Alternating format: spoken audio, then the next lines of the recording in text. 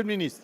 La parole est à Madame Marie-Jo Zimmermann. Merci beaucoup, Monsieur le Président. Ma question s'adresse à Madame la ministre de l'Éducation nationale.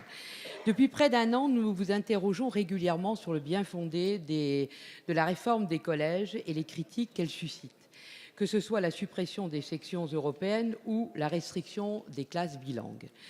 À toutes les questions posées par mes collègues, vous esquivez la réponse. Aujourd'hui, à 3 mois de la rentrée, il serait plus que nécessaire que, face aux inquiétudes des parents et des enseignants, nous ayons des réponses précises sur la pertinence de vos choix.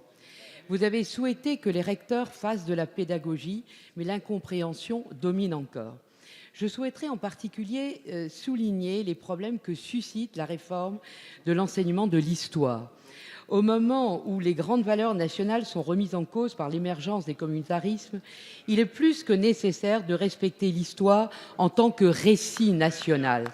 Ce qui est reproché, en fait, c'est que l'enseignement se focalise sur le thématique, le moralisateur, alors que jamais dans l'histoire de France on a eu autant besoin de remettre du chronologique, de l'enchaînement et du linéaire. Le mélange des deux sans ligne directrice pose un réel problème. Alors pourquoi vouloir supprimer l'unité des programmes d'histoire au profit des thèmes facultatifs à la discrétion de chacun des enseignants? Ayant été moi-même professeur d'histoire-géographie, je leur fais confiance. Encore faut-il que, de votre côté, il y ait un arbitrage sur un tronc commun, de façon à ce que tous les collégiens bénéficient du même enseignement sur les grands événements de leur histoire. En effet, la connaissance de l'histoire, Madame la Ministre, joue un rôle clé dans la construction d'un individu. Personne ne peut savoir où il va s'il ne sait d'où il vient.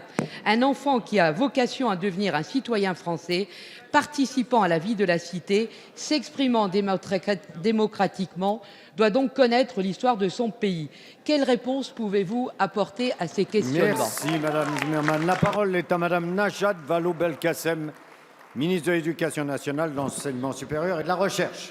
Merci Monsieur le Président, Mesdames et Messieurs les députés. Madame la députée Marie-Jo Zimmermann, vous avez raison.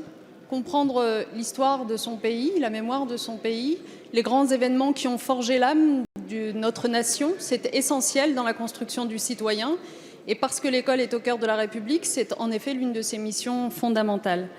Mais je nous alerte collectivement, l'histoire, celle qui doit permettre de nous fédérer, ça n'est pas celle qui, au contraire, nous divise. Et si je vous dis cela, c'est parce qu'on a bien pu sentir dans les débats qui ont tourné autour de la réforme de l'enseignement de l'histoire ces derniers mois, que se cachait trop souvent cette tentation de fabriquer une histoire qui serve des idéologies ou des conflits politiques.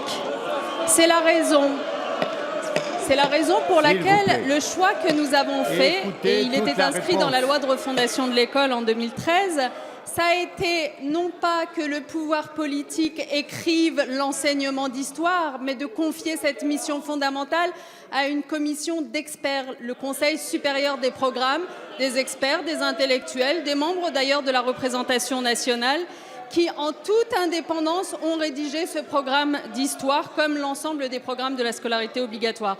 Si j'en reviens maintenant à ce que contiennent ces nouveaux programmes, puisque vous les avez mis en accusation, d'abord, s'agissant de l'école primaire, oui, bien sûr, notre histoire nationale est absolument centrale dans ce que l'on apprend aux enfants. S'agissant du collège, toujours cette histoire nationale, c'est le fil conducteur de l'enseignement d'histoire, sachant qu'à ce stade de la scolarité, vous comprendrez aussi que l'on veuille apprendre aux élèves ce que sont les histoires d'autres sociétés et d'autres pays, en particulier ceux avec lesquels la France nourrit des relations étroites. Et je finirai peut-être juste par un point, Madame Zimmermann, puisque vous êtes ancienne professeure d'histoire géo, c'est que vous avez dû noter avec un grand intérêt qu'enfin, grâce à ces nouveaux programmes, nous avons remis en place la chronologie qui était si importante pour bien comprendre cette histoire. Madame la ministre.